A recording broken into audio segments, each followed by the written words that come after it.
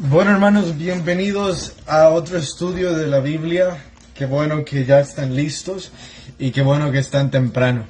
Espero que hayan disfrutado de esa canción. Tengo muy buenos recuerdos de esa canción en mi niñez.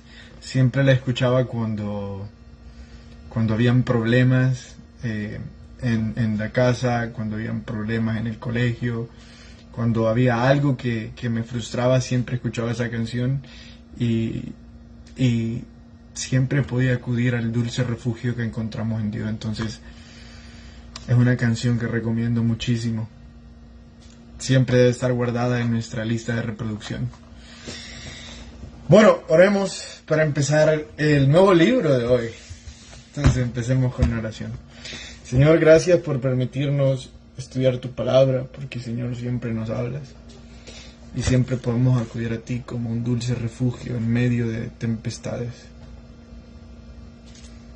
Te suplico, Señor, de que puedas sanar cada una de las áreas que necesitan ser sanadas en nuestros corazones por medio de tu palabra y por medio de la oración. En tu nombre oramos. Amén. Amén. Bueno, empezamos un nuevo libro, el libro de Crónicas. Una de las cosas que bastantes personas solemos hacer, me incluyo por supuesto, es que cuando nos referimos a Crónicas, solemos decir Segunda de Crónicas, o decimos Primera de Crónicas. Incluso llevamos tal error hacia el mismísimo libro de Samuel. Y a veces hasta de Reyes, decimos Primera de Reyes, Primera de Samuel, y eso está mal dicho. Porque se dice primer libro de Crónicas, o primero de Crónicas. Y entonces, ¿por qué cuando estamos hablando de Timoteo, decimos primera de Timoteo y segunda de Timoteo, y eso no está mal dicho? Bueno, porque esas son cartas. Y la palabra cartas lleva una connotación femenina. No estamos diciendo que eso está mal o eso está bien. Es la connotación de la gramática en sí. Que cartas se va a anteponer por un femenino. Entonces, por eso se dice primera carta a Timoteo. Pero cuando estamos hablando de el libro de Reyes, de Samuel y de Crónicas, tenemos que decir primero. Eso solo es para que nosotros empecemos a referirnos mejor, porque lo vamos a estar estudiando quizás por una semana o 2 semanas, dependiendo de cuántos capítulos leamos, pero sí vamos a pasar un buen rato en Crónicas. Es un libro grande. ¿Qué otra cosa hay que saber sobre Crónicas? Si ustedes estuvieron leyendo el día de ayer lo que tocaba, se habrán fijado de que no reclama autoría de ninguna forma quien sea que lo escribió, sino que empieza con las genealogías desde Adán hasta Noé. Entonces, ¿por qué? ¿Por qué no reclama autoría? Y entonces, ¿quién lo escribió? Hay una creencia popular en la cual se dice de que el que lo creó o el que lo escribió fue Esdras. La razón de esto es porque Esdras tomó lo que en aquel entonces se conocía como la ley y los profetas, lo tomó y lo ordenó, lo recapituló. Habían bastantes escritos que andaban de aquí para allá, estaban desordenados, porque recuérdense que todas las cosas que estaban en el templo fueron llevadas a Babilonia. Fueron conservadas en Babilonia y ahora regresan, que los medos persas están reinando, 70 años después regresan, y evidentemente no hay personas capacitadas para enseñar u ordenar. Este libro de Crónicas, yo creo, y el segundo libro de Crónicas también, yo creo que fue recopilado y ordenado por Esdras después de estudiar y leer sobre otros rollos sobre otros escritos de los reyes de Judá. Eso creo yo. No lo puedo decir como verdad absoluta porque no tenemos ninguna prueba bíblica que sustente esa creencia. Pero es importante que sepamos un poco de historia al respecto al libro. ¿Qué vamos a encontrar acá? Lo que acá vamos a encontrar son, como dice el libro, las crónicas de los reyes de Judá. ¿Qué significa la palabra crónica? Significa historias, significa relatos. Por eso se llama el libro así. Vamos a encontrar relatos e historias de los reyes de Judá. Y también algunos reyes de Israel, reyes del pueblo del norte. Del pueblo del norte dijimos que le íbamos a poner. Por eso, gran parte del libro, hasta el capítulo 10, abre con genealogías, porque nos está introduciendo a todos los hijos de los que fueron concebidos como hijos de Jacob y a las tribus que pertenecían, porque él quiere hablar sobre los descendientes de Abraham que llegaron a ser reyes. Es importante que se hable sobre eso, pero ya vamos a ver por qué. Bueno, hasta aquí con datos introductorios. Pienso que con lo que tenemos ahorita es suficiente para empezar, y recuerden que esto solo es un estudio superficial, ¿verdad? No profundizamos mucho. La pregunta número 1 dice: ¿por qué perdió Rubén el privilegio de la primogenitura? Algo muy importante que siempre tenemos que hacer cuando estudiamos la Biblia es conocer más sobre los conceptos bíblicos que no son comunes en nuestra jerga. Primogenitura es uno de ellos. Y ustedes me van a decir: no, Carlos, ¿cómo no voy a saber qué significa primogénito? Es el primero.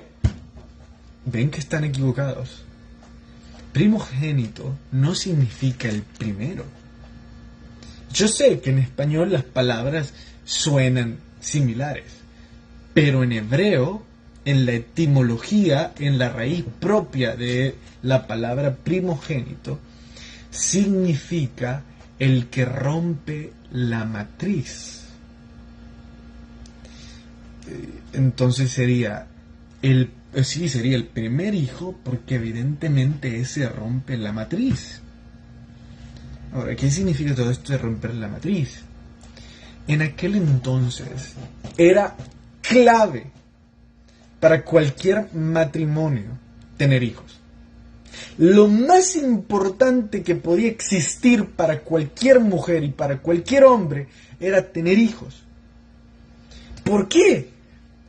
Porque la tierra no estaba sobrepoblada. La tierra no tenía gente. Y llegar al punto de poseer algunas personas extras, o llegar al punto de tener unos 5 o 10 hijos, no era un problema alimenticio, porque ellos comían lo que cosechaban. Y si tenían más personas, más hijos, más capacidad de producción iban a tener. Ellos no los veían como una carga, los veían como una oportunidad. Las mujeres tenían miedo a ser estériles. Entonces, cuando tenían el primer hijo, había un rebose de alegría, porque probaba dos cosas: la virilidad del hombre, o sea, la capacidad de tener hijos del hombre, y la fertilidad de la mujer, o sea, la capacidad de tener hijos de la mujer. Y eso generaba una gran alegría. Entonces, ese primer hijo que lograba romper la matriz y demostrarle al mundo que esa pareja era capaz de procrear, era motivo de gran alegría. Era el inicio de muchas bendiciones para ellos. Y esa es la razón por la que se le llama primogénito, o el que rompe la matriz. Ahora, ¿qué privilegios conllevaban la primogenitura? En aquel tiempo se consideraba espiritual, o se consideraba como un consejo totalmente espiritual, el patriarcado. Y yo sé que ustedes hoy en día escucharán esto de una forma quizás subliminal, porque el nombre patriarcado se ha ensuciado. Escúchenme, el nombre patriarcado se ha ensuciado por un montón de hombres machistas que maltratan a su familia. ¿Ustedes pensaron que iba a decir algo más? No. ¿Ustedes pensaron que iba a decir que el nombre patriarcado ha sido ensuciado por un movimiento social conformado en su mayoría por mujeres? No. Bastantes de las cosas que ese movimiento social reclama son ciertas. Que lo hagan defendiendo algunas cosas llenas de hipocresía es otra cosa, pero ellas no han manchado el patriarcado. Quienes han manchado el patriarcado son un montón de hombres machistas y irrespetuosos que han faltado el respeto y han abusado de sus familias. Pero el patriarcado fue concebido en el jardín del Edén. El patriarcado fue concebido cuando Dios le dijo a Adán: usted va a cuidar de Eva. Eva, usted va a seguir a Adán. Eva, la primera decisión que usted tomó fue comer del fruto. Entonces, Eva, mejor aprenda a escuchar a Adán. Porque la primera decisión que usted tomó, Eva, fue, comer del fruto. Entonces, el patriarcado nació ahí por esa razón, y evidentemente no minimiza las capacidades de las mujeres, solo establece un orden. Ya hemos hablado de esto muchísimas veces, entonces no me voy otra vez no me voy a profundizar más en esto, pero ya hemos hablado una y otra vez que la Biblia marca a los hombres como líderes del hogar no por la falta de la capacidad de la mujer, sino por orden. Y el problema fue que en el Edén no había orden. Por eso Adán siguió a Eva en comer del fruto, cuando un orden hubiera sido: Adán, usted manda, no tiene por qué seguirla. Entonces es simple y sencillo, ¿verdad? No tenemos por qué hacer una gran algarabía de algo tan sencillo. Entonces, ¿por qué estoy explicando todo esto? Ténganme paciencia. ¿Cómo el hombre llegaba a ser el líder del hogar? Cuando el hombre moría, el primer hijo tomaba el puesto como líder de la manada o líder de la tribu, el primogénito. Primera responsabilidad que el primogénito llevaba era tomar el liderazgo cuando no estuviera el padre. Segundo privilegio que llevaba era que obtenía una porción más grande de la herencia que todos los hijos, que todos los otros hijos. O sea, llevaba una mejor herencia. Y lo último, que esta solo se da en casos especiales, es el cumplimiento de promesas hechas a los padres. Por ejemplo, y de ahí nace realmente este privilegio, Abraham con Isaac, Isaac con Jacob.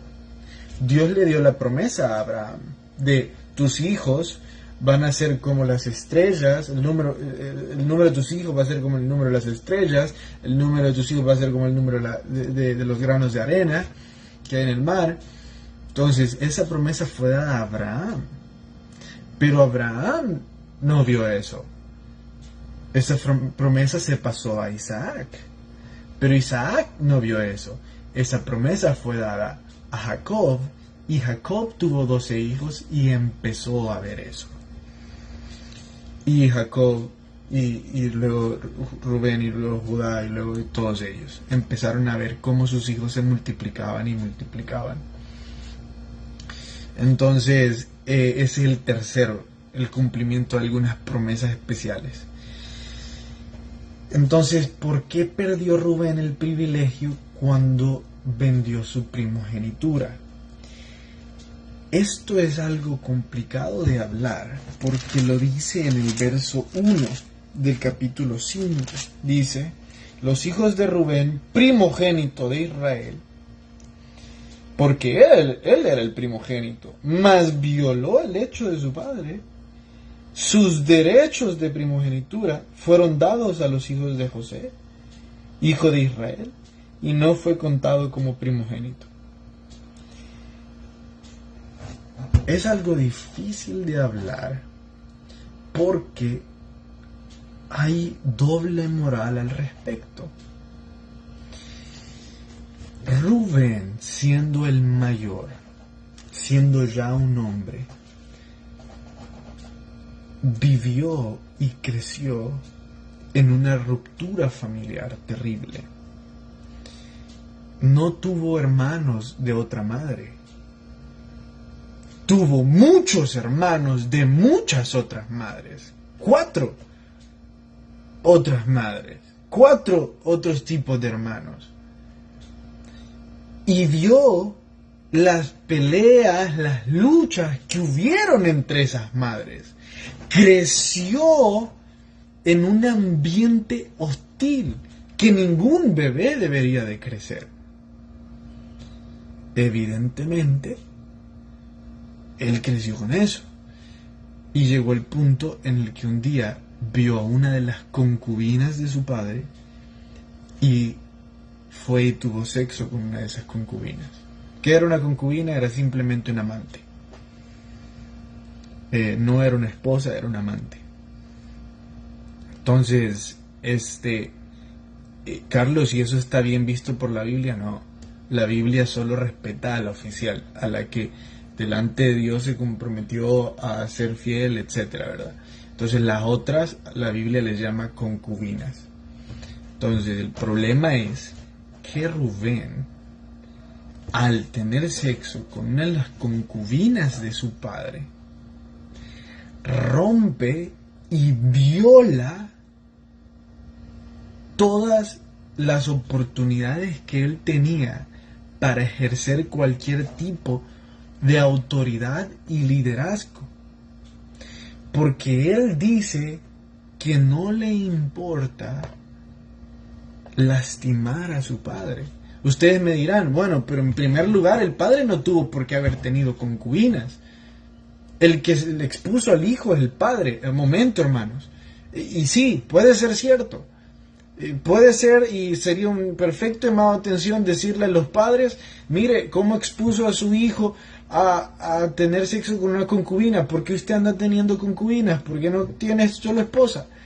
Entonces sí, perfecto, pero hermanos, recuerden esto. Nadie es culpable de los pecados que nosotros terminamos tomando la decisión de cometer. Jamás cometamos el terrible error de culpar a otros de pecados que nosotros mismos hemos tomado la decisión de hacer. Si lo hicimos, tengamos la decencia de no culpar a nadie más y decir, lo hice porque yo quise. A Rubén nadie le dijo hacerlo, a Rubén nadie lo obligó. Rubén lo hizo porque quiso. Entonces, cuando se les estaba entregando a todos las profecías de lo que ellos iban a obtener, Rubén vuelve a escuchar que por haber quebrantado la autoridad de su padre en el momento, él no estaba capacitado para ser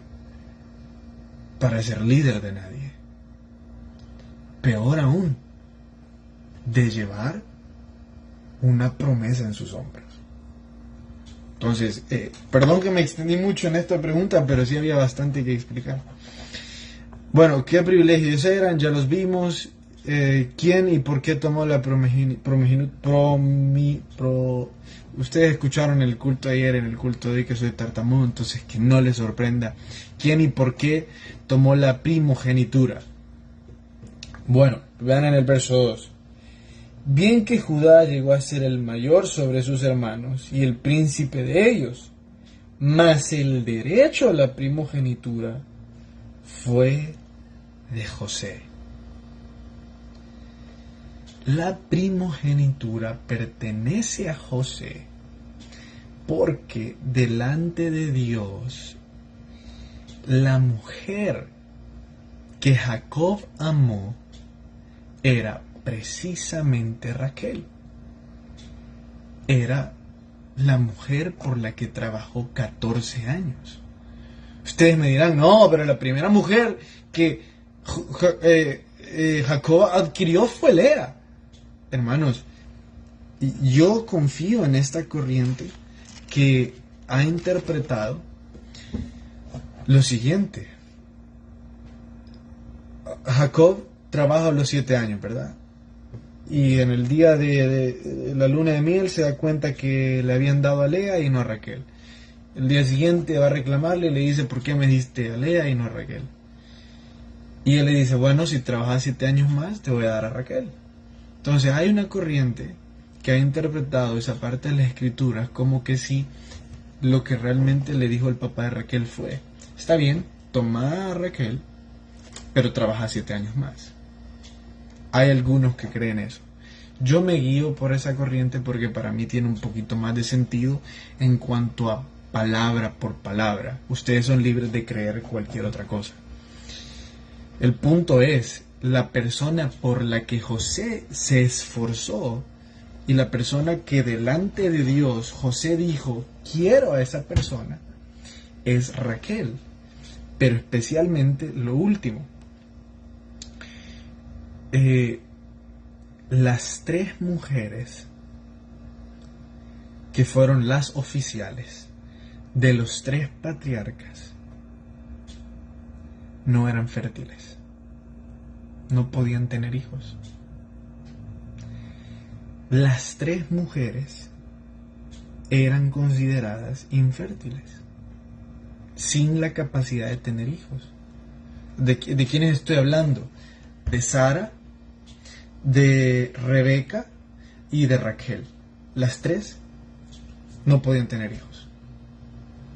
Y entonces, ¿cómo es que nacieron esos bebés si no podían tener hijos?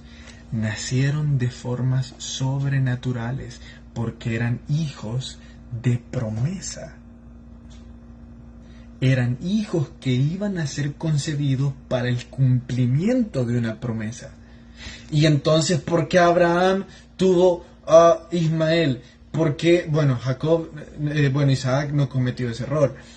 ¿Y por qué Jacob tuvo a otros hijos? Porque no confiaron en que Dios pudiera proveerles. Entonces se proveyeron para sí mismos otros hijos por medio de concubinas. Cuando Dios iba a proveerse para sí mismo y para ellos hijos de las promesas, hijos para el cumplimiento. Entonces, como esa era la mujer que él había tenido en su corazón delante de Dios, ese era el hijo que al final fue escogido para tomar la primogenitura. Pero hay un detalle más, dejando de lado toda la historia y toda la novela que les acabo de contar. Básicamente, y me encantó esto que dijo este escritor, básicamente José fue escogido por Dios desde antes para salvar a su familia de la hambruna. Nosotros podemos ver esto desde el momento en el que José, siendo un joven, empezó a tener sueños en los que todos sus hermanos se postraban delante de él. ¿Se acuerdan los sueños de las estrellas y todo eso? Bueno, desde ahí Dios mostró que Él lo había escogido para salvar de la hambruna a la descendencia de Abraham, a la descendencia de Isaac y a la descendencia de Jacob. Por lo tanto, Dios lo escogió para tomar el puesto de liderazgo en un momento de necesidad. Entonces, la primera respuesta fue un intento histórico de tratar de explicar por medio de pecados y por medio de costumbres por qué. Y la segunda es la bíblica, ¿verdad? Es la que nosotros tenemos por medio de escrituras. Entonces pueden eliminar la primera y quedarse con la segunda. Eso haría yo. Pero también era bueno que supieran todo lo demás.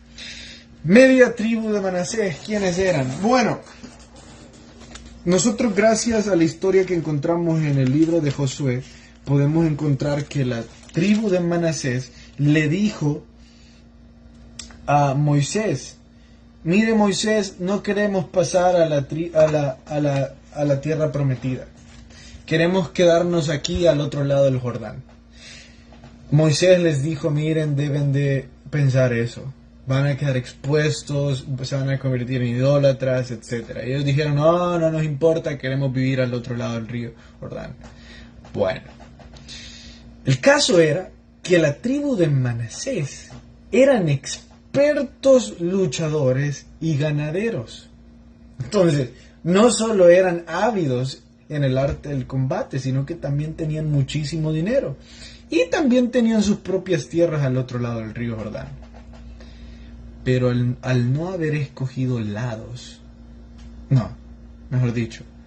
al no estar del lado de Dios, quedaron expuestos a ser la primera tribu en experimentar la esclavitud y algunos creen que hasta el exterminio. Media tribu se quedó a un lado del Jordán y la otra media tribu se quedó al otro lado. Siempre enfrente, pero a un lado y a un lado. La que estaba al otro lado del Jordán fue la primera tribu con otras dos en experimentar la esclavitud por medio de Tiglat-Pileser. Hermanos, cuando nosotros no estamos de un lado ni de otro, cuando nosotros escogemos quedarnos al otro lado del Jordán, cosas así pasan. Entonces déjenme hacerles esta pregunta esta noche. ¿Ustedes de qué lado están? ¿Están del lado de Dios? ¿En la iglesia? ¿En la lectura bíblica? ¿En la oración? ¿En servir a los demás? ¿O están del lado de este mundo? Porque ya vimos lo que le pasó a la media tribu que se quedó del lado de este mundo. Fueron los primeros en experimentar esclavitud. Iglesia, qué bueno que nos acompañaron esta noche. Pasen una tremenda noche.